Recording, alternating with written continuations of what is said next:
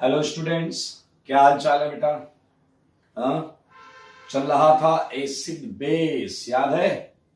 पिछली क्लास में we had started acidic and basic strength तक हम आ चुके थे और हमने स्टार्ट किया था एसिड बेस थ्योरी से। याद है नहीं याद है? बताइए बताइए। पढ़ाई किया आपने? बढ़िया से नोट्स बनाने थे इसके। और मैंने 2 एसिडिक स्ट्रेंथ ऑर्डर लिखाए थे। याद है आपको 2 एसिडिक स्ट्रेंथ ऑर्डर कौन कौन से थे? वो ऑर्डर मैंने बोला था कि हम एक्सप्लेन करेंगे, लेकिन वो ऑर्डर आपके दिमाग में होना चाहिए था। पहला क्या था? RSO3H। फिर क्या था? पिक्रिक एसिड, याद है आपको? RSO3H पिक्रिक एसिड था, वो फिनॉल और उसके 3 NO2 लगे थे 2,4,6 पर। उसके बाद क्या था? 2,4 डायनाइट्रो, 1 NO2 कम कर दिया। Acid H2CO3, paranitrophenol, orthonitrophenol, phenol, water, alcohol. ये था पहला ऑर्डर। एक और ऑर्डर लिखाया था, और वो ऑर्डर क्या था बताइए? वो ऑर्डर था जिसमें हमने लिया था 1,3 डाई कीटोन। एक कंपाउंड था जिसमें 2 कीटोन ग्रुप थे 1,3 पर। उसके बाद था water, alcohol, triple bond, ammonia, H2। ठीक है, तो ये आपका एसिडिक स्ट्रेंथ ऑर्डर। और मुझे याद आ रहा है इसके जस्ट बाद हमने 2 छोटे छोटे क्वेश्चंस लिए थे कंजुगेट एसिड और कंजुगेट बेस बनाने के। तो आई थिंक आपको याद होगा। तो चलिए जल्दी से हमें थोड़ा सा होमवर्क जो था ये डिस्कस कर लें। हम होमवर्क डिस्कशन करेंगे कॉपी से, थ्योरी कॉपी से। ठीक है भाई लोग? So starting with question number 1, example 1 जो मैंने दिया था वो करते हैं। तो HI का कंजुगेट बेस, HI का कंजुगेट बेस ये तो क्लास में हो गया था। I-। कैसे बनता था कंजुगेट बेस? चुरा लो चुरा लो चुरा लो। क्या? H+। अगर किसी भी कंपाउंड में किसी भी साइड से मैं H+ चुराता हूं तो उस कंपाउंड का क्या बन रहा है? Conjugate base.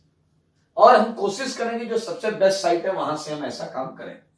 Like H3O+, H+ चुरा लोगे तो क्या बनेगा? H2O। HSO4- H+ चुरा लोगे क्या बनेगा? SO4 2-। इस वाले कंपाउंड को देखना मेरे भाई, if I am not wrong, ये क्या है? इधर भी कुछ लगा है क्या? ओके, इसमें क्या होगा? H+ यहां से निकलेगा क्योंकि बहुत ज्यादा स्टेबल है। इधर जो है लगा लीजिएगा। यहां H+ निकलेगा क्योंकि O- रेजोनेंस स्टेबलाइज्ड। H2PO4-, एक H निकालना है, एक H निकाल लिया।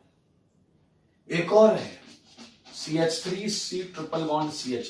मेरे भाई तुम लोग इंटरमीडिएट स्टेबिलिटी पढ़ चुके हो, इसलिए तुम्हें रत्ती भर भी डाउट नहीं आना चाहिए कि ट्रिपल बॉन्ड पर आपको पता है H जो है हटने के बाद माइनस आएगा और वो सबसे ज्यादा स्टेबल होगा। तो इसका कंजुगेट बेस ये।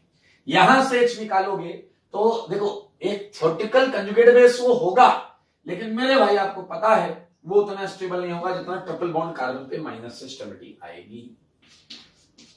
तो ये हो गया आपका एक एग्जांपल। अगले में बनाना था कंजुगेट एसिड। और कंजुगेट एसिड बनाने के लिए अपन क्या करते हैं? H+ डालते हैं बाहर से H+ डालते हैं।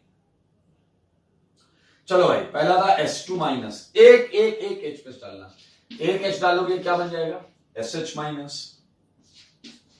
OH- पे एक H डाला क्या बन गया? H+ डाला तो H2O। अमोनिया पे डाला मेरे भाई, अमोनिया पे क्या बन गया? अमोनियम। और आखिरी वाला तो बहुत आसान है मेरे भाई, O-, क्या बन गया? OH।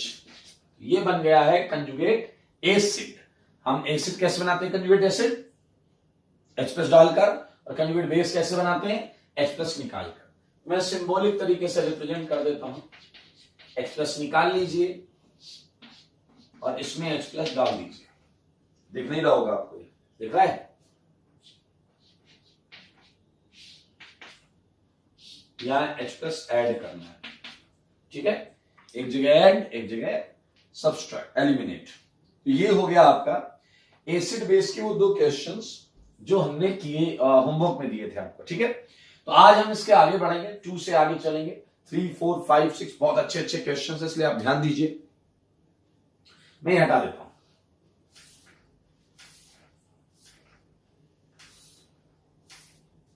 और एक बेहतरीन चीज मैं आपसे पूछूंगा, आप मुझे उसका जवाब दे दीजिएगा। देखिए क्या है, मुझे एक बात बताइए कि अगर एक कंटेनर में, जैसे सारे लोग देखिएगा, एग्जाम्पल 3, ठीक है, कंटेनर, एक कंटेनर है, contains HA1, HA2 and HA3। मेरे भाई ये एसिड्स हैं, ये क्या है, एसिड्स हैं। कंटेनर के अंदर एसिड है 3, HA1, HA2, HA3। A1, A2, A3 मैंने ऐसे ही इन्हें डिफरेंट बनाने के लिए किया है। A1 लगा दिया, इधर A2, इधर A3, 3 different acid. Clear? With pKa value, pKa value याद आया कुछ हमने कल लिखा था, पिछली क्लास में लिखा था, with pKa value x y z, उनकी pKa value x y z, ठीक है, फुल स्टॉप।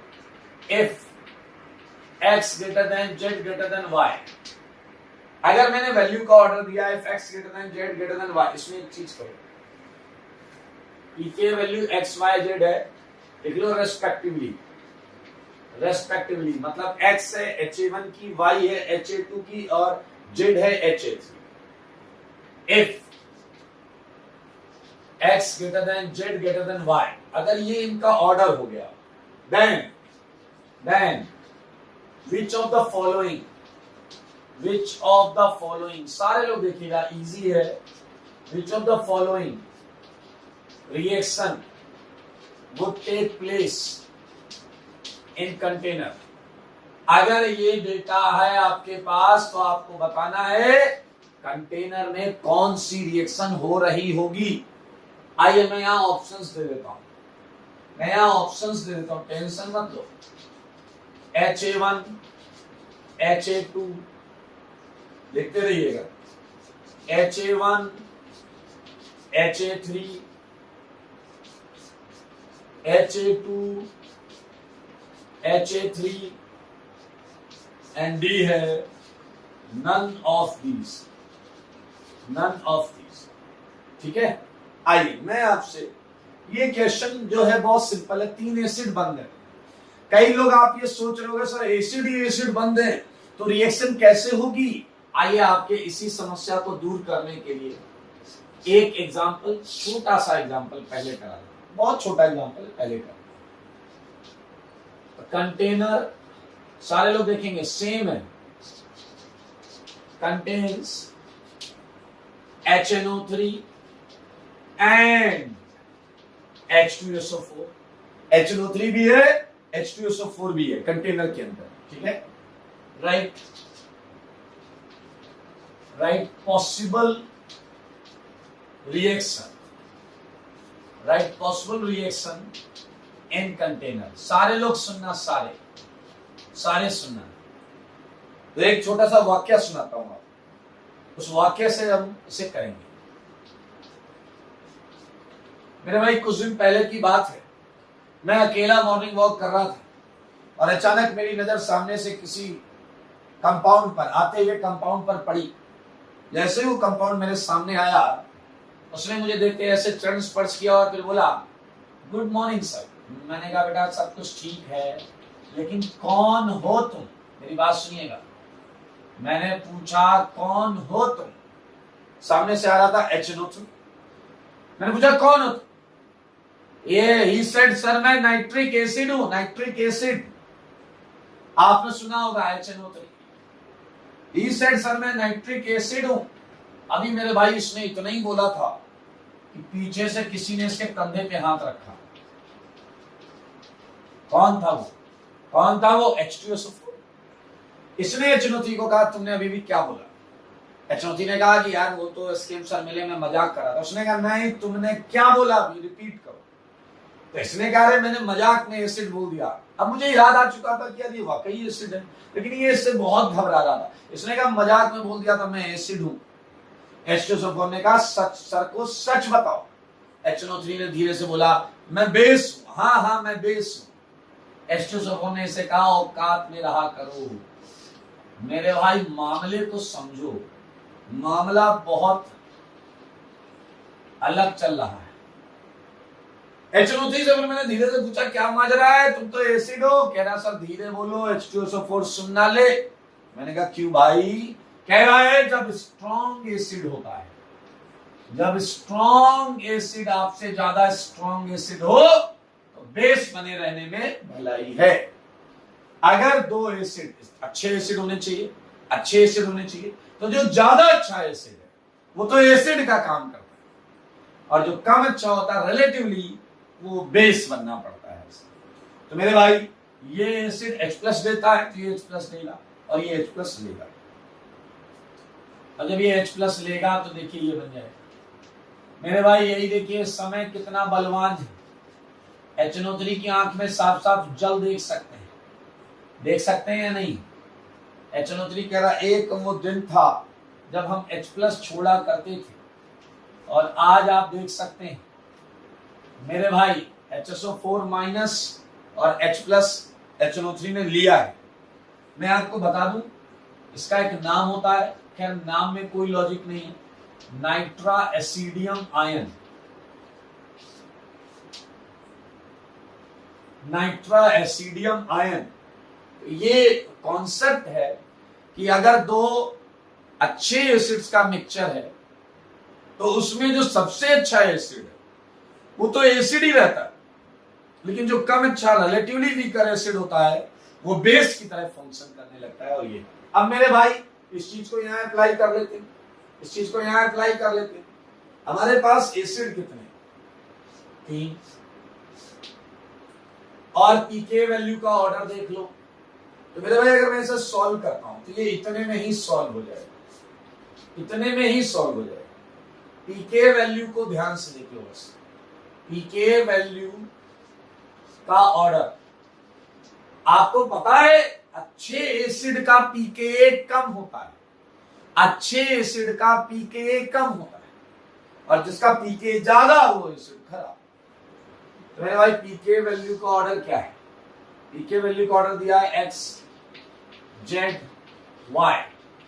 तो बताओ यहां से एसिडिक स्ट्रेंथ ऑर्डर क्या आएगा, यहां से एसिडिक स्ट्रेंथ ऑर्डर क्या आएगा, एसिडिक स्ट्रेंथ X सबसे खराब एसिड है क्योंकि इसका पीके सबसे ज्यादा है, X सबसे खराब एसिड है, मतलब आप देख सकते हैं HA1 सबसे खराब एसिड है, Y का पीके सबसे कम है यानी कि HA2 सबसे अच्छा एसिड है, HA2, और बीच में कौन है, I think easy HA3, HA3 सही है या नहीं।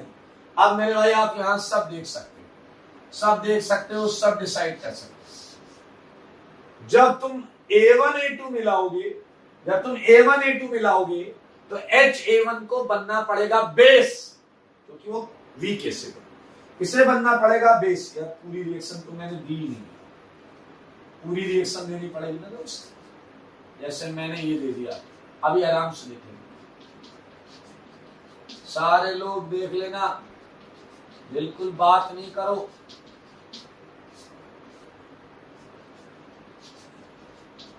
हाँ देखो HA1 है वीक रिलेटिवली, तो ये हो गया क्या, ये हो गया बेस, और ये क्या हो गया एसिड। तो बताओ ये H+ छोड़ेगा, ये H+ लेगा, ये H+ छोड़ेगा, ये H+ लेगा। क्या यही हो रहा है, क्या यही हो रहा है, क्या देखो देखो यही हो रहा है क्या, बिल्कुल यही हो रहा है। ये तो सही हो गया, ये छोड़ेगा क्योंकि एसिड है, जो एसिड था वो छोड़ रहा था, ये सही हो गया। HA1 और HA3, HA1 और HA3 में ये वीक है, ये हो गया बेस, और HA3 उससे आगे है, हो गया एसिड। तो ये H+ छोड़ेगा, अरे वाह ये भी सही है। A2A3, A2A3 में HA3 हो गया बेस, और HA2 क्या है, एसिड। तो ये छोड़ेगा H+, ये लेगा, गलत है, गलत गलत गलत। क्या आंसर मिल गया आपको, आंसर मिल गया आपको। ये देख लें, पीके वैल्यू ऑर्डर ये है, और इससे आपको एसिडिक स्ट्रेंथ ऑर्डर ये मिली। And we just finish this question. ये क्वेश्चन हो गया मेरे भाई। बहुत अच्छे अच्छे क्वेश्चंस यहाँ आएंगे और आपकी कॉपी में जो थ्योरी आ चुकी है उससे आप इन क्वेश्चंस को आराम से बना लेंगे। एक नजर देखें इसे, देख लें एक नजर, ठीक है। चलिए एक एग्जांपल में और देता हूं, एग्जांपल 5। एग्जांपल 5 ये भी आपने पिछली क्लास में कॉन्सेप्ट पढ़ा है। Which of the following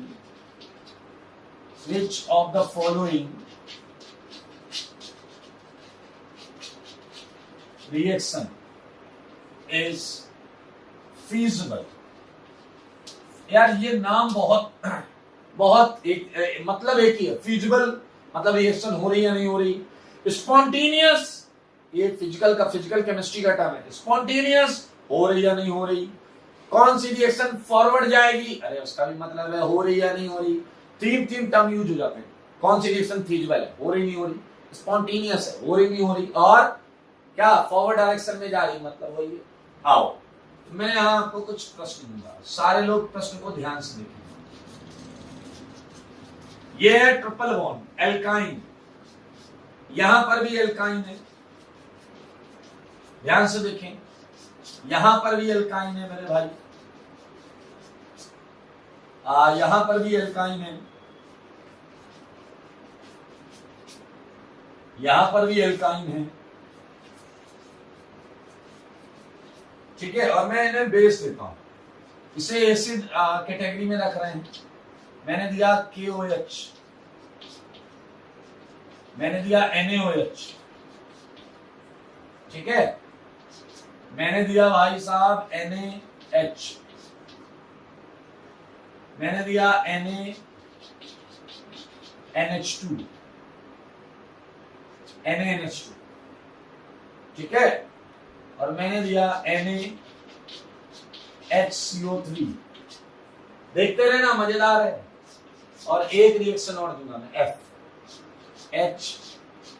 FHCCH plus Na।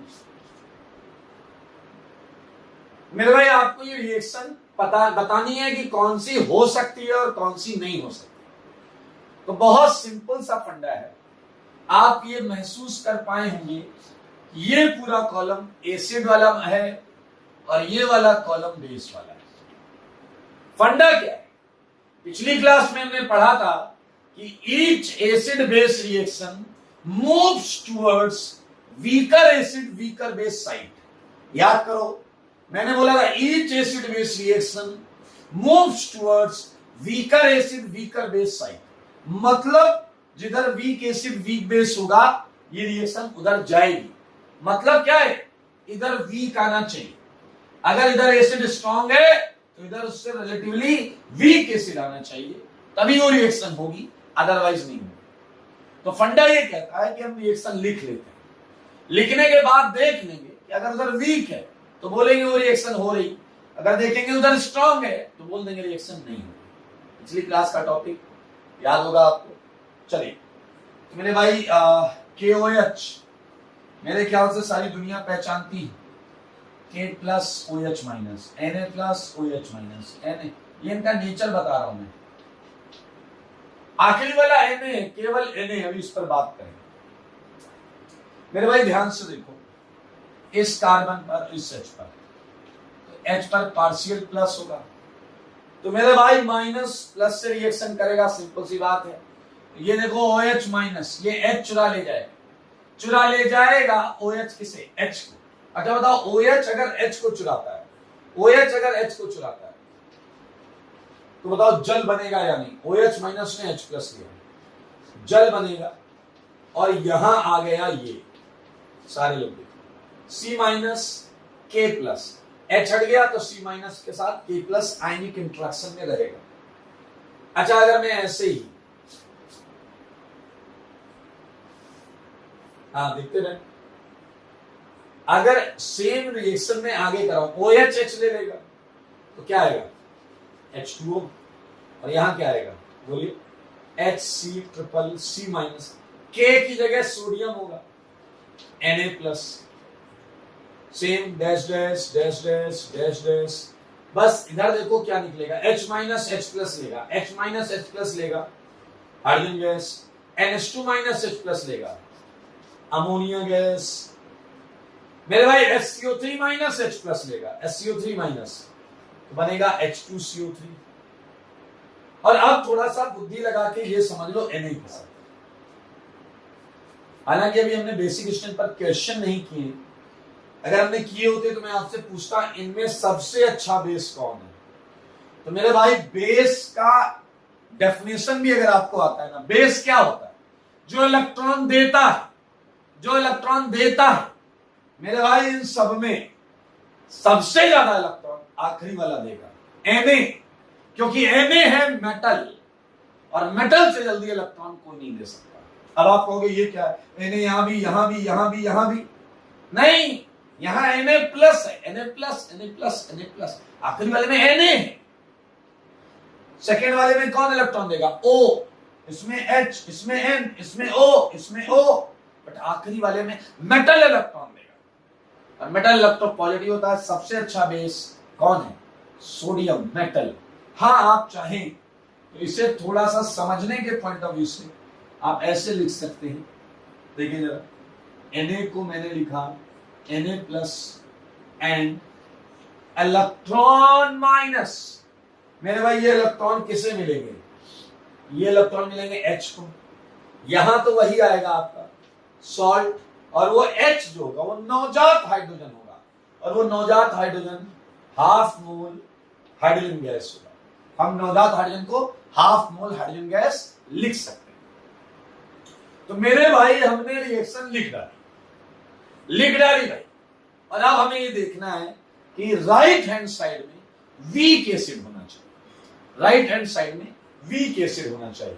अगर आपको याद हो तो पिछली क्लास में हमने 2 एसिडिक स्ट्रेंथ ऑर्डर लिखे थे, 2, उसमें याद करो ट्रिपल बॉन्ड कहां था और वाटर कहां था, कौन आगे था कौन पीछे था। अगर आप ये याद करने का जोर डालेंगे अपने दिमाग पर तो आपको पता चलेगा कि ट्रिपल बॉन्ड वाला वीक एसिड था और H2O वाला स्ट्रॉन्ग एसिड था। याद करो, पहले H2O आया था, फिर अल्कोहल था, फिर ट्रिपल बॉन्ड था, फिर अमोनिया था, फिर हाइड्रोजन गैस था। देख लो इधर वीक एसिड उधर स्ट्रॉन्ग एसिड, रिएक्शन आगे नहीं जाएगी। सुन लो सारे कान खोल के, रिएक्शन आगे नहीं जाएगी, ये रिएक्शन फिजिबल नहीं है, ये रिएक्शन नहीं हो सकती, क्योंकि मेरे भाई ये स्ट्रॉन्ग एसिड की तरफ रिएक्शन नहीं जाती, क्योंकि तुम्हें पता है स्ट्रॉन्ग एसिड्स अनस्टेबल होते थे, ये हमने पिछली क्लास में किया था। आओ बी करें, B triple bond and water again, ये वीक एसिड, ये स्ट्रॉन्ग एसिड, और मेरे भाई जवाब है बहुत क्लियर, ये भी नहीं होगा। ये बहुत अच्छा क्वेश्चन है। ट्रिपल बॉन्ड कार्बन का H, NaOH और KOH कभी नहीं निकाल पाते। कोई आपसे पूछे क्यों, कह देना अरे यार वो निकाल के वाटर बनाएंगे, वाटर स्ट्रॉन्ग एसिड है, वो नहीं बनेगा, समझ लो आप। अच्छा सी करते हैं, सी ट्रिपल बॉन्ड और हाइड्रोजन गैस में आपको याद है पहले ट्रिपल बॉन्ड आता था, फिर अमोनिया, फिर हाइड्रोजन गैस आता था। तो मेरे भाई अब आपको शायद थोड़ी राहत की आपने सांस ली है, क्योंकि हाइड्रोजन वीक एसिड में था। उसी तरीके से डी में देखो आप, अमोनिया वीक एसिड में था, सही है। तो मेरे भाई बधाई हो, सी और डी दोनों रिएक्शन हो जाएंगे, सी और डी दोनों रिएक्शन हो जाएंगी, एंड सेम पैटर्न आखिरी वाली भी हो जाएगी, एफ वाली भी, क्योंकि आपको पता है ये स्ट्रॉन्ग एसिड है और ये वीक एसिड है हाइड्रोजन। लेकिन मेरे भाई जो सेकेंड लास्ट उसमें आपने अगर ध्यान दिया तो आपको कुछ याद आएगा, ये तो बहुत अच्छा एसिड था, ये H2CO3 पहले वाले एसिडिक स्ट्रेंथ ऑर्डर में था, H2CO3 के बहुत बाद में वाटर आया था, बहुत बाद में, और ये तो वाटर से भी खराब है, वाटर से भी खराब है। यानी कि मेरे भाई सेकेंड लास्ट में ये क्या है, वीक, और ये क्या है, स्ट्रॉन्ग।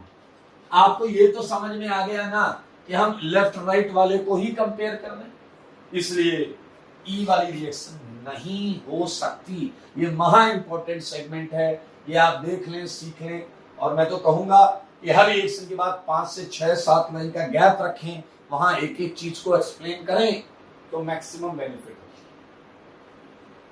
देख ले भाई, ये आपके 3 क्वेश्चन आपके सामने और बहुत इंपॉर्टेंट है। यहां से आपको आईटी में पक्का कुछ ना कुछ मिलेगा। तो हम आगे बढ़ेंगे बिल्कुल इसी कॉन्सेप्ट पर, और अच्छे क्वेश्चंस हम करने जा रहे हैं। विच of the following reaction is feasible, इस पर हम आगे बढ़ेंगे। ठीक है, तो हटा रहा हूं मैं, ये सेगमेंट हट रहा है भाई।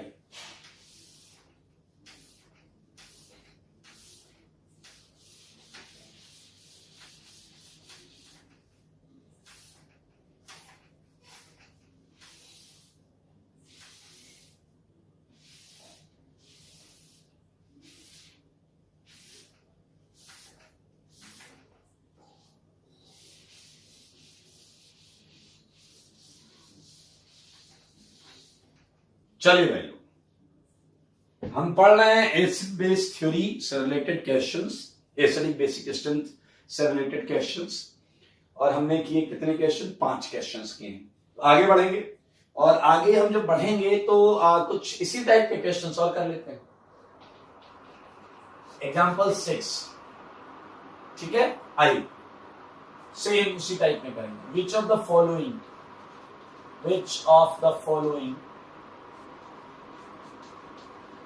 which of the following reaction is spontaneous? मेरे भाई कोई टेंशन तो नहीं है। स्पॉन्टेनियस का मतलब फिजिबल, आगे जा रही है, फॉरवर्ड रिएक्शन। ठीक है, आइए, बहुत आसान है। मैं चाहूंगा आप सारे लोग ध्यान से क्वेश्चंस के टाइप को समझें। ये देखिए, बेस, एसिड बेस, जैसे पहले मैंने एसिड बेस दिया था वैसे मैं यहां पर क्वेश्चंस देता जा रहा हूं आपको। ये OH, ये NO2, ये NO2, ये NO2, ये है आपका NHCO3। ठीक है, आइए और करते हैं। यह है OH, NO2 plus NaHCO3, D। यहां पर है आपका RCOOH प्लस NaHCO3। ठीक है, इसी के और पार्ट ले लेते हैं। ई पार्ट, ये है आपका पैरानाइट्रोफिनॉल प्लस, देखना बहुत मजेदार कॉन्सेप्ट आएगा यार, मतलब कुछ नया नहीं है बट अच्छा लगेगा आपको, सुनकर अच्छा लगेगा। EF OH NaHCO3। कॉन्सेप्ट सीख लो, बाकी पार्ट्स तो मैं खूब सारे करवा सकता हूं, इसलिए लॉजिक सीखना बहुत जरूरी है। चलिए, आइए एक मजेदार चीज मैं आपको बताऊंगा, वो आप देखिए, आपको अच्छा लगेगा। मेरे भाई, ये रिएक्शंस है, यहां पर 6 रिएक्शन लिखी हुई, और आपसे पूछा गया कौन सी रिएक्शन होगी कौन सी नहीं होगी। तो हम फिर से उसी साइकोलॉजी से स्टार्ट करते हैं कि हम रिएक्शन को पूरा लिख लेते हैं, और फिर हम देख लेंगे कि वो राइट हैंड साइड में अगर वीक कंपोनेंट होगा तो रिएक्शन हो रही होगी। इस चीज को हम समझते हैं। आप अगर ध्यान से देखें तो Na प्लस HCO3 माइनस, ये तो मेरे भाई हर जगह NaSCO3 है, सोडियम बाइकार्बोनेट, और आपको पता है ये बेस कैटेगरी में, तो इसकी नजर क्या ढूंढ रही होगी? बेस की निगाहें क्या ढूंढती है? बेस की निगाहें H प्लस, बेस की निगाहें क्या ढूंढती हैं? ये प्रोटॉन है H प्लस, तो ये छीन ले जाएगा किसे? H प्लस को। तो बेस को क्या पसंद है? बेस को क्या पसंद है? अरे H+ पसंद है। पीछे वाले कह रहे सर बेबी को तो बेस पसंद है, बेस को क्या पसंद है? हमें क्या पता? अरे बेस को प्रोटॉन पसंद है। याद रखेंगे पूरी लाइन। हाँ, कोई पूछे बेस को क्या पसंद है तो बेस को H+ को ही बोलते हैं प्रोटॉन। हाँ, बेस को प्रोटॉन पसंद है। आ जाइए, तो चुरा ले जाएगा ये H+ को। अच्छा बताओ, अगर ये चुरा ले जाएगा H+ को तो आप सच सच बताओ आपको ये मिलेगा या नहीं? H हटेगा, वहां Na आ जाएगा, और H लेकर भागा कौन? SCO3 minus. SCO3 minus H लेकर भागेगा तो हो जाएगा H2CO3। इजी। ऐसे आप चाहें तो सारी रिएक्शन खटाखट लिख सकते हैं। ONA, इधर NO2, इधर NO2, इधर NO2, और कौन है इधर? H2CO3। सेम यहां पर H चुरा ले जाएगा, चुरा ले जाएगा H। अगर H चुरा ले जाएगा तो मेरे भाई ONA आ जाएगा। हाँ, और इधर क्या आ जाएगा? H2CO3। सेम हियर, यहां आप देख पा रहे हैं ये H+, तो इसका क्या बन जाएगा? RCOONA+,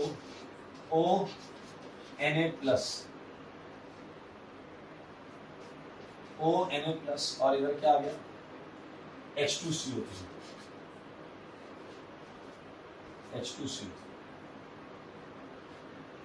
अभी हमें देखना है कौन सी होगी कौन सी नहीं होगी। आओ आओ बच्चों, मुझे बताओ, सारे लोग देखते रहना। ONA, और यहां पर क्या है? NO2, और ये क्या है? H2CO3। सिमिलरली यहां आप क्या करोगे? ONA plus H2CO3। बहुत ध्यान से सुनना, मजा आने वाला है। आप कहोगे फंडा तो वही है, तो इसमें नया क्या बताओगे? ध्यान से सुनो। एक एसिड ये है, एक एसिड ये है, और अगर आप उस ऑर्डर में जाओ तो यहीं से शुरुआत हुई थी। मतलब ये स्ट्रॉन्ग एसिड है, ये वीक एसिड है। मेरे भाई दुनिया की कोई ताकत इसे फिजिबल होने से नहीं रोक सकती। ये स्पॉन्टेनियस है, फिजिबल है, हो रही है, होने दो, कोई नहीं रोक सकता। आओ बी की बात करें। ये पिक्रिक एसिड है, इसके बाद वाला था, लेकिन इससे तो बहुत आगे था। तो मेरे भाई ये स्ट्रॉन्ग एसिड है और ये वीक एसिड है। होगी होगी, ये रिएक्शन भी होगी। अगर सेम सेंस में मैं चलूं, ये भी स्ट्रॉन्ग एसिड था, ये भी वीक एसिड था, देखते रहो सारे, बुद्धि लगाओ, आखिरी वाला भी होगा, क्योंकि ये स्ट्रॉन्ग एसिड सेगमेंट में ही था, उससे आगे ही था, और ये वीक एसिड है। सारी स्पॉन्टेनियस, इन पर आते हैं। मेरे भाई बहुत ध्यान से सुनो, मुझे बताओ सल्फोनिक एसिड और H2CO3 में बताओ डिफरेंस ज्यादा था या ना? पिक्रिक एसिड और H2CO3 के pKa में डिफरेंस ज्यादा था? इनके एसिडिक एसिड में डिफरेंस ज्यादा था या फर्स्ट वाले में? ये सबसे आगे था, याद रखना। तो मेरे भाई अगर ये सबसे आगे था तो इसमें डिफरेंस एसिडिक एसिड पे ज्यादा था। ये स्ट्रॉन्ग है, ये वीक है, अच्छी बात है, बट डिफरेंस यहां ज्यादा था, यहां थोड़ा कम, यहां और कम, यहां डिफरेंस और कम। फील करना, फील। अगर मैं आपसे ये पूछूं, ए रिएक्शन आगे ज्यादा जाएगी या बी ज्यादा जाएगी? दोनों आगे जाएंगी। दोनों क्या? चारों आगे जा रही है, ये भी वो भी सब। कौन सी ज्यादा आगे जाएगी? तब आपको इनकी एसिडिक एसिड के बीच में डिफरेंस से ही डिसाइड करना पड़ेगा। ये आगे जाएगी खटाखट फास्ट स्पीड में जा रही है, ये भी जा रही है थोड़ा स्लो, तो और स्लो, ये तो क्या जा रहे हैं भाई, जा रहे हैं। हाँ या ना? ई पार्ट को देखते हैं। ई पार्ट मेरे भाई, अगर हम उस ऑर्डर वैल्यू पर जाएं जो हमने लिखा है एसिडिक स्ट्रेंथ का, तो उसमें ये वीक एसिड है और ये स्ट्रॉन्ग एसिड। आप देख पा रहे हैं, आपके इस ऑर्डर में लिखा हुआ है H2CO3 आगे है, कंपेरेबल का साइन है इसके साथ।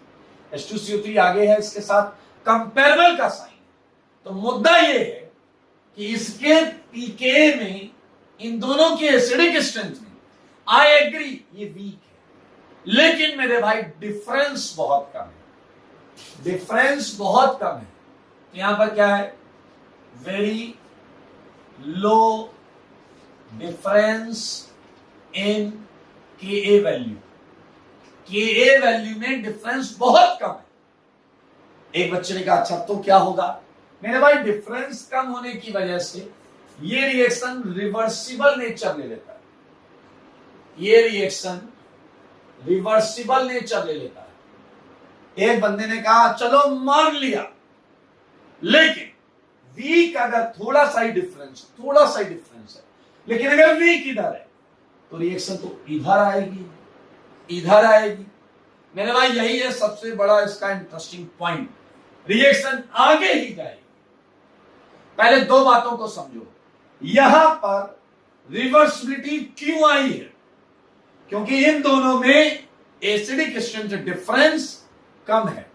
अगर यही एसिडिक स्ट्रेंथ डिफरेंस ज्यादा हो जाए, ज्यादा, तो मेरे भाई रिएक्शन नहीं हो पाएगी, क्योंकि कम से कम रिवर्सिबिलिटी तो आए, और रिवर्सिबिलिटी के लिए आपको ऐसे एसिड चाहिए जिसकी एसिडिक स्ट्रेंथ काफी क्लोज है। अब आप कहोगे चलो पहला फैक्टर समझो कि रिवर्सिबिलिटी आनी जरूरी थी, कहीं डिफरेंस ज्यादा हो गया, ये वीक वो स्ट्रॉन्ग और डिफरेंस ज्यादा, तो रिएक्शन तो नहीं होगी। अब दूसरी बात यह है कि हाउ कैन वी प्रूव कि रिएक्शन आगे जा रही है। दरअसल H2CO3 की वजह से, H2CO3 को सब ध्यान से देखो, अरे घूरना नहीं है, ध्यान से देखना है। H2CO3 को अगर आप ध्यान से देखेंगे तो एक विचित्र और इंटरेस्टिंग बात पता चलेगी। दरअसल H2CO3 जो होता है ये कुछ और नहीं है, ये मेरे भाई एक्वस कार्बन डाइऑक्साइड है, ये एक्वस कार्बन डाइऑक्साइड है। और मेरे भाई CO2 सिस्टम से एस्केप कर जाता है, सिस्टम से एस्केप कर जाता है। और फिजिकल केमिस्ट्री में ली चैटलियर प्रिंसिपल सुना होगा, अगर गैस इधर से बाहर भागेगी तो ये रिएक्शन आगे जाएगी, आगे जाएगी, आगे जाएगी। अच्छा, अब ये नहीं है कि वही CO2 निकलेगा, CO2 तो मेरे भाई जहां जहां H2CO3 बना है वहां वहां निकलेगा। क्या आप मेरी बात समझ पा रहे हैं?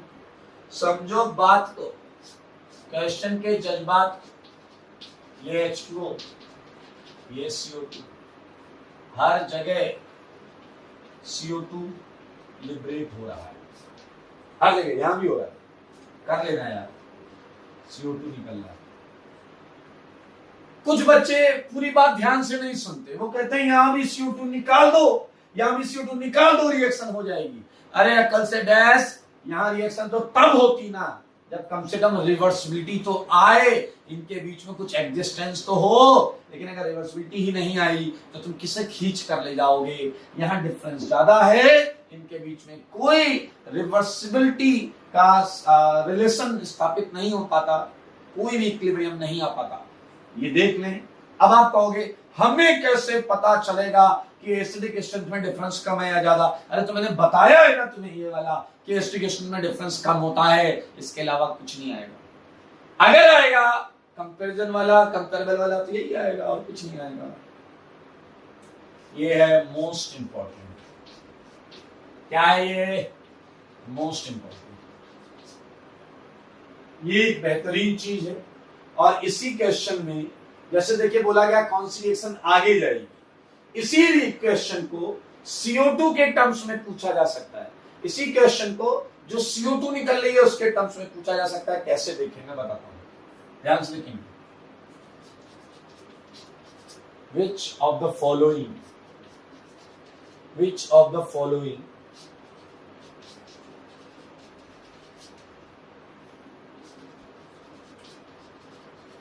compound, ठीक है, gives effervescence या आपको पता है CO2 की ब्रिस्क एफरवेंस होती है, ब्रिस्क एफरवेंस विद, सारे लोग देखें, एक्वस NaHCO3। क्वेश्चन समझो, वही है यार, एक्वस NaCO3 से ब्रिस्क एफरवेंस मतलब CO2 कौन देगा, CO2 कौन देगा, ये प्रश्न है। एक छोटा सा क्वेश्चन आपके मैं सर पर पटकना चाहता हूं, देखना मगर ध्यान से, देखना मगर ध्यान से।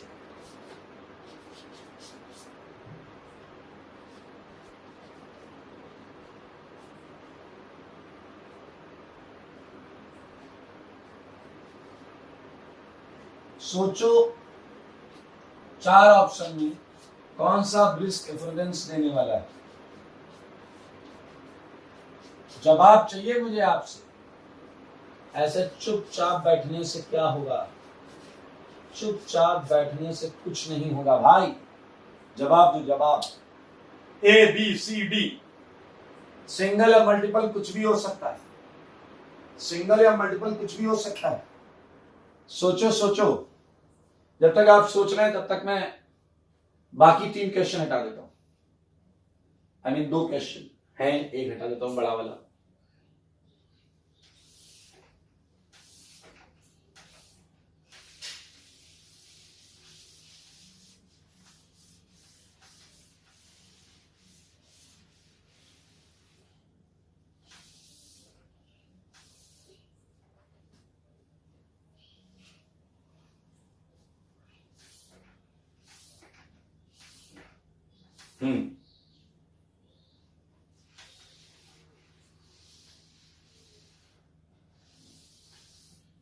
क्या आंसर मिला, क्या आ रहा है आंसर? ओके, अगर आपका आंसर है बी और डी, अगर आपका आंसर है बी और डी तो आप गलत हैं। इसका आंसर है मेरे भाई ओनली डी। ये SO3H लगा है, SO3H बहुत स्ट्रॉन्ग एसिड है, तो ये इस बेस से रिएक्शन करके डेफिनेटली वीक एसिड ही देगा। बी आंसर इसलिए नहीं है क्योंकि ये वो नहीं है जो तुम समझ रहे हो, तुम इसे पिक्रिक एसिड समझ रहे हो, बट ये पिक्रिक एसिड नहीं है मेरे भाई। यहां बीच में CH2 आ गया है, इस बीच में CH2 आने की वजह से, बीच में CH2 आने की वजह से सिंपल अल्कोहल हो गया है। ये फिनॉल नहीं है, पिक्रिक एसिड नहीं है, बीच में कार्बन होने की वजह से ये आंसर इसका नहीं हो सकता। तो सारे लोग 7 क्वेश्चन ध्यान से देख लें।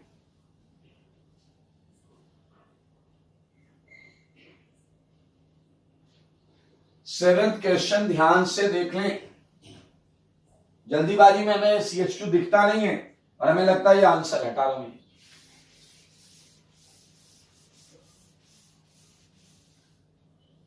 ठीक है भाई, एक और क्वेश्चन CO2 से रिलेटेड है, एग्जाम्पल 8। ठीक है, आपको बताना है गैसेस, सारे लोग देखना, IIT का आया हुआ क्वेश्चन है, निहायत ही आसान, लेकिन आप गलत करोगे। गैसेस इवॉल्व्ड, ठीक है, आपको बताना है कौन कौन सी गैसेस निकलेंगी। Gases evolved in following reactions.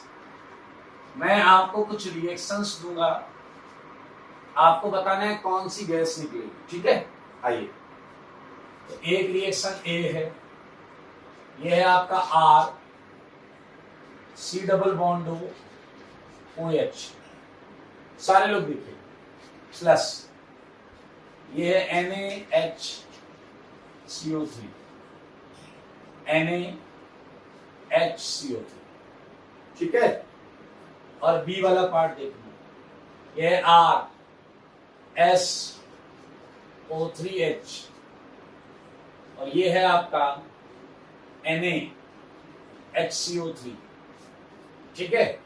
अब मैंने इसमें चेंज कर दिया, वो चेंज देखो, ये जो कार्बन है मैंने इसे 14 कर दिया, 14 आइसोटोपिक कार्बन है, आइसोटोपिक कार्बन C12 कार्बन भी होता है, C14 भी होता है।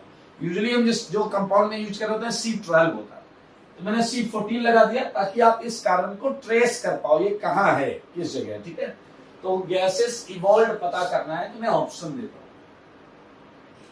ऑप्शन मिलेगा बेटा, हाँ एंजॉय करिएगा एकदम ऑप्शन के साथ। ये CO2 कौन सी गैस निकलेगी, ए से और बी से, CO2 SO3, CO2 SO2, CO2 CO2 CO2 CO2, सारे देखो, ये 14, ये 14 और ये 14। ध्यान से जवाब देना है, ध्यान से। ABCD 4 ऑप्शन है आपके पास।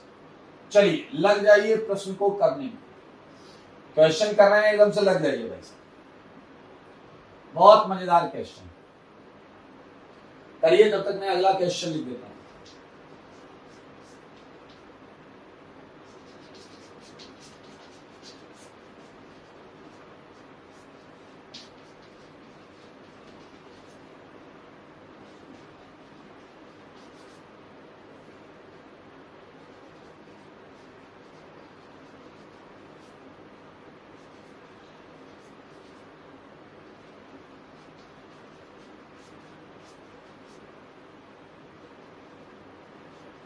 लगाओ दिमाग, क्या आंसर है, ए आंसर है क्या, बी है क्या, सी है क्या, डी है क्या, सोचो सोचो, क्या है प्रश्न, जवाब दो, जवाब, जवाब तो देना पड़ेगा गुरु, बिना जवाब के तो बच नहीं पाओगे, जवाब तो देना पड़ेगा। मेरे सवालों का जवाब दो, मेरे सवालों का जवाब दो, सिंपल, जवाब देना पड़ेगा।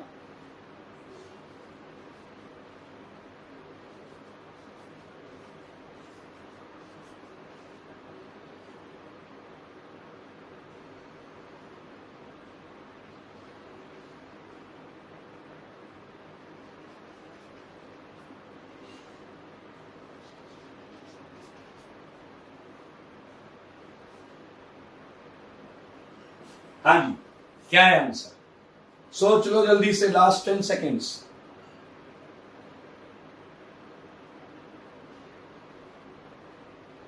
लास्ट 10 सेकेंड्स,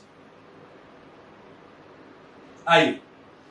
मैं आपको बहुत क्वेश्चन तो हमने अभी इतनी देर में किया यार, कितनी बार किया है। इसका आंसर है मेरे भाई चाइना, इसका आंसर है चाइना, इसका आंसर है चाइना, क्योंकि ये रिएक्शन तो एसिड बेस है, यहां प्लस यहां माइनस, यहां माइनस यहां प्लस, यहां माइनस यहां प्लस, यहां प्लस यहां माइनस, उतनी देर से यही कर रहे हैं।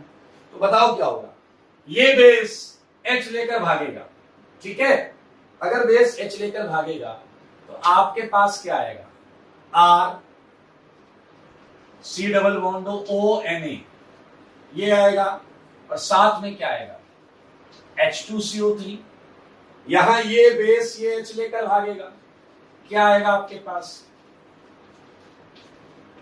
ये Na, ठीक है, और ये CO3 क्या लेकर भागेगा H, तो ये H2CO3। सोचो सोचो, 14 तो यहां रहेगा, ठीक है, तो मेरे भाई गैस कहां निकली, गैस कहां निकली, गैस तो मेरे भाई H2CO3 देगा, गैस कौन देगा, H2CO3 देगा, यहां कौन देगा, यहां भी H2CO3 देगा। तो यार ये तो कॉमन सेंस है, गैस तो इसके अंदर से आएगी, ये थोड़े देंगे गैस, ये तो सॉल्ट दे रहे थे, सॉल्ट। बहुत इजी है, इसका आंसर चाइना है। और मेरे भाई एक बात अपने जहन में दिमाग में बैठा लो, वो ये एसिड है, ये बेस है, दोनों रिएक्शन में यही है। तो बताइए जरा, गैस किससे निकली है, गैस CO2 गैस किससे निकली है, एसिड से या बेस से, बाइकार्बोनेट बेस से या एसिड से, सही पकड़े हैं, गैस बेस से निकलती है। तो हिंदी में लिखेंगे हम, गैस हमेशा बेस से निकलती है।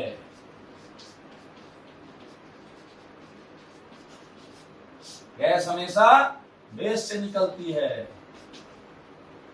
पीछे वाला कह रहा है ये तो हमें बहुत पहले से पता है। अरे ऑर्गेनिक की बात हो रही, नालायक के रिएक्शंस बहुत इंपॉर्टेंट, आईटी में आया हुआ क्वेश्चन ही। ये क्वेश्चन आईटी में आया हुआ है।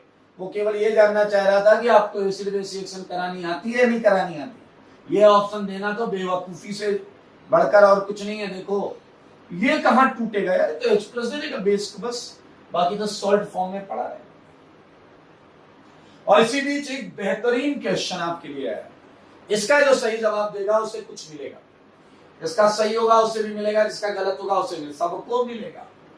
आई पूछा गया विच of the following shows unusually high solubility in water। ये 4 कंपाउंड है, मैं कंपाउंड बता देता हूं कौन कौन सा। बेंजीन है, first is benzene, second phenol, benzene पर OH लगा हुआ है, बेंजीन पर OH फिनॉल।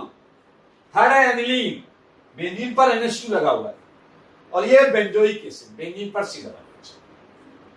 आप ये बता दो इन 4 में वो कौन है जो वाटर में अनयूजुअली हाई सॉल्युबिलिटी शो करता है।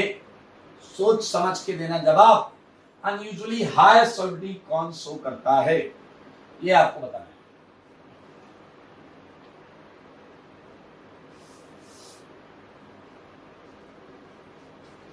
सोचो जल्दी से, सोच लो, सोचकर सही सही जवाब दो।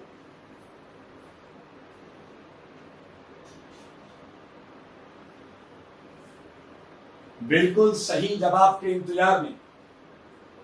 मुझे लगता है आप में से कई लोगों का आंसर होगा COOH वाला, और कई लोगों का आंसर OH वाला भी होगा।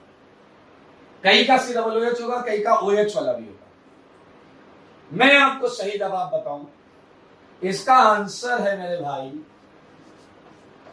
नन, कोई भी नहीं है। इनमें से वाटर के अंदर अनयूजुअल सॉल्युबिलिटी किसी की नहीं है। एक्चुअली ये वाटर में सॉल्युबल ही नहीं होते, none of them, they are least soluble. इतने कम होते हैं कि हम इग्नोर मार सकते हैं, हम मना कर सकते हैं कि ये वाटर में सॉल्युबल नहीं होते।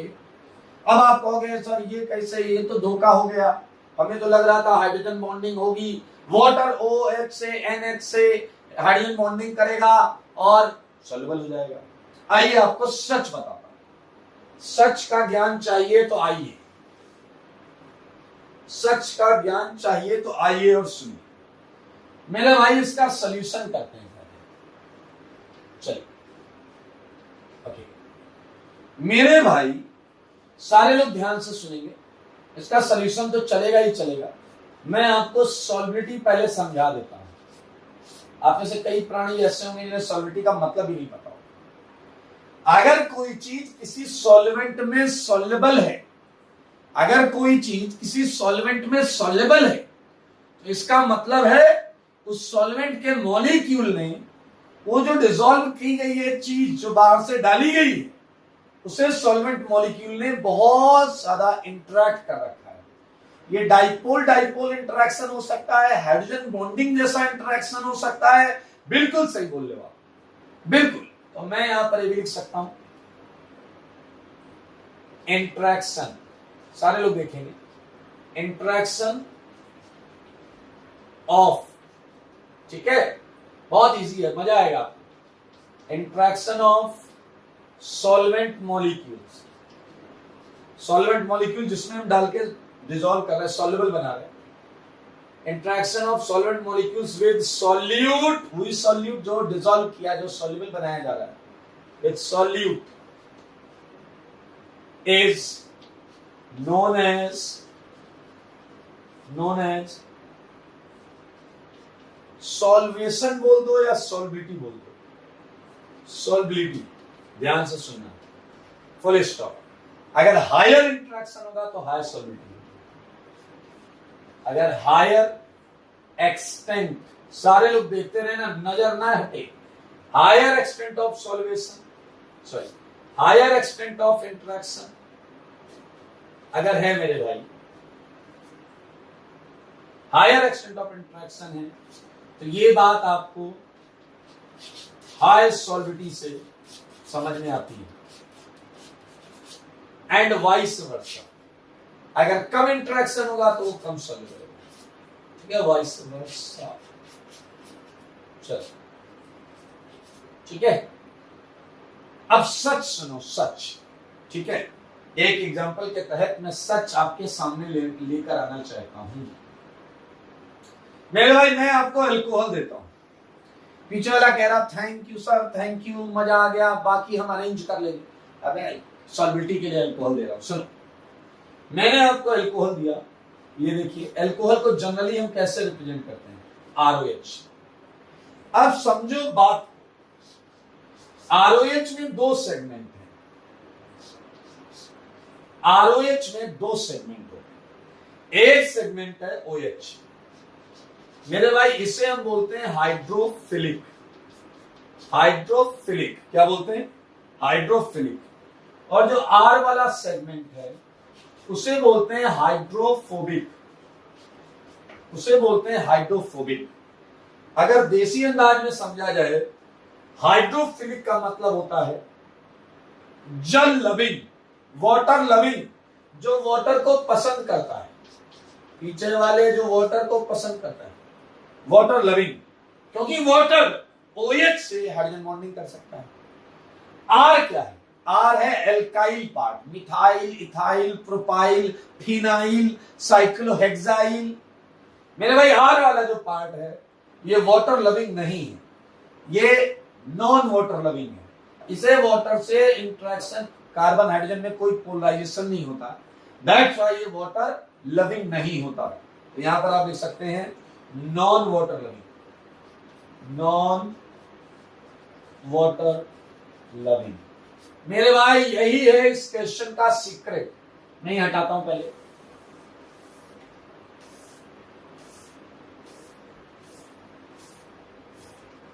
आइए सारे लोग देखिएगा, सारे लोग देखिए, एग्जाम्पल को ही मैं कंटिन्यू कर रहा हूं, एग्जाम्पल को ही मैंने आपको दिया,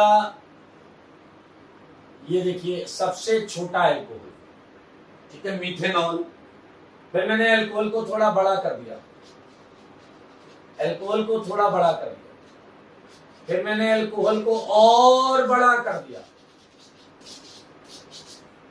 और यूं ही चलते चलते 4 कार्बन का अल्कोहल, 5 कार्बन का अल्कोहल, 6 कार्बन का अल्कोहल, और मेरे भाई आओ मैं इसकी सॉल्बिलिटी बताऊं, आओ मैं इसकी सॉल्बिलिटी बताऊं। क्या आप देख पा रहे हैं कि पहले वाले में हाइड्रोफिलिक पार्ट OH, ये तो सब में वही है, लेकिन इसके साथ वाला पोर्शन जो है उसका साइज बड़ा होता जा रहा है। हाइड्रोफोबिक पार्ट, यहां मिथाइल है, यहां इथाइल है, यहां प्रोपाइल है, यहां 4 कार्बन का, यहां 5 कार्बन का, यहां 6 कार्बन का। It's a something like bodyguard, OH का बॉडीगार्ड, OH का बॉडीगार्ड। यहां बॉडीगार्ड ज्यादा है, यहां और ज्यादा है, यहां और बढ़ जाएंगे। तो मेरे भाई सोचो, अगर बॉडीगार्ड OH के ज्यादा बढ़ जाएं तो क्या जल मॉलिक्यूल OH से हाई हेलो कर पाएगा क्या? सोचो, अगर बॉडीगार्ड ज्यादा बड़े हो जाएं, ज्यादा बढ़ जाएं, तो क्या जल मॉलिक्यूल OH से हाई हेलो कर पाएगा क्या? जो वाटर लविंग होता है वो ज्यादा बॉडीगार्ड होने के बाद वाटर को लव नहीं कर पाएगा, वाटर को मिल नहीं पाएगा, वाटर में सॉल्युबल नहीं हो पाएगा। और कौन है इसके लिए जिम्मेदार? ये बॉडीगार्ड पार्ट, ये हाइड्रोफोबिक पार्ट जो जल को पसंद नहीं करता। मैं आपको डेटा देता हूं, बुक्स में मीथेनॉल की सॉल्बिलिटी इनफाइनाइट लिखी होती है, इथेनॉल की भी इनफाइनाइट होती है। पिछला कह रहा क्या इथेनॉल पानी में सॉल्युबल होता है? अरे इथेनॉल सैटरडे को होता है ना सॉल्युबल पानी में, जबरदस्त सॉल्बिलिटी, पता नहीं कर सकते, एक बार अगर दोनों मिल गए तो अलग नहीं कर पाओगे। लेकिन जैसे ही कार्बन बढ़ते जाते हैं इसकी कुछ वैल्यू आने लगती है 4.8 ग्राम पर ml करके, 4 कार्बन पे और कम, 4 कार्बन पे और कम। और मेरे भाई ये देखा गया है 5 से ज्यादा कार्बन होते जाते हैं और हम इसकी नेग्लिजिबल सॉलिडिटी मान लेते हैं, ना के बराबर सॉल्युबल होता है। समझ लो बात को, क्वेश्चन के जज्बात को। ये अल्कोहल है, सेम कहानी एसिड के साथ होगी। आर है हाइड्रोफोबिक, तो मेरे भाई छोटे वाले तो जल में खूब एंजॉय करते हैं, लेकिन जहां बॉडीगार्ड की संख्या बढ़ी, बॉडीगार्ड का साइज बढ़ा, आप समझ गए हैं बात को, क्वेश्चन के जज्बात को। चलते यहां भी नेग्लिजिबल वर्ड आ जाएगा। क्या आप मामला समझ रहे हैं? सेम कहानी है NH2 की, सेम कहानी है मेरे भाई NH2 की। अगर आपको RNH2 मिला है तो जैसे जैसे कार्बन एटम बढ़ाते जाओगे, कार्बन एटम बढ़ाते जाओगे, सॉलिडिटी घटती जाएगी। और ये याद रखना कि जब कार्बन एटम आपके 5 या उससे ज्यादा हो जाएंगे तो सॉलिडिटी नेग्लिजिबल हो जाएगी। इन क्वेश्चंस में भाई साहब हद कर नहीं आपने, फिनाइल लेकर आए, फिनाइल बेंजीन वाला सेगमेंट, 6 कार्बन काय को सॉलिडिटी मिलेगी? नहीं मिलेगी। पीछे वाले मैंने बोल दिया नहीं मिलेगी आपको, इनकी सॉलिडिटी नहीं मिलेगी, जल के अंदर नहीं मिलेगी सॉलिडिटी। तो इस क्वेश्चन के लिए यहां पर आप लिख सकते हैं, इन क्वेश्चंस के लिए क्या लिखा जाए बताइए?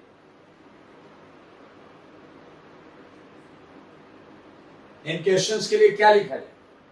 इसका सॉल्यूशन लिखना है ना, लिख सकते हैं due to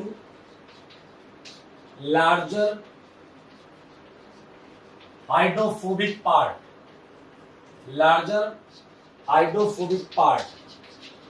none of them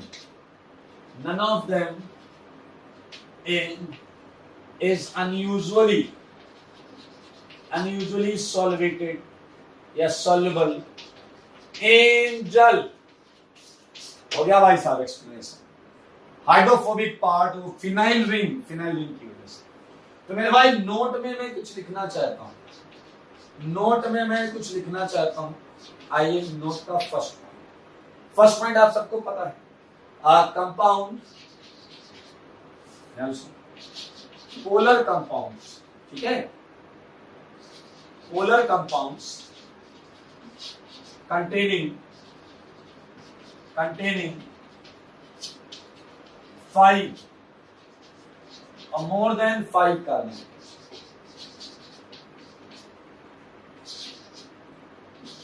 carbon atoms are negligibly soluble in जल।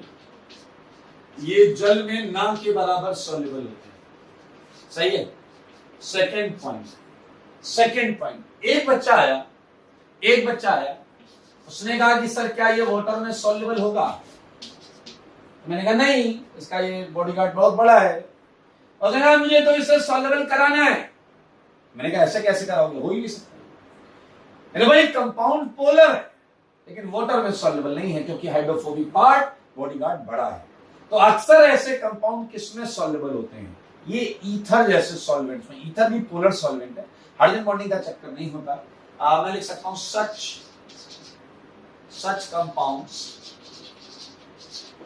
such compounds are soluble in ether,